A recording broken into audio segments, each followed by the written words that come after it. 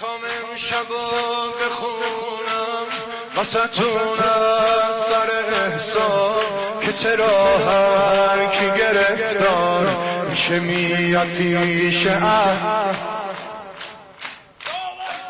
این جواب خیلی هست اما با یه لفظ آمیونه.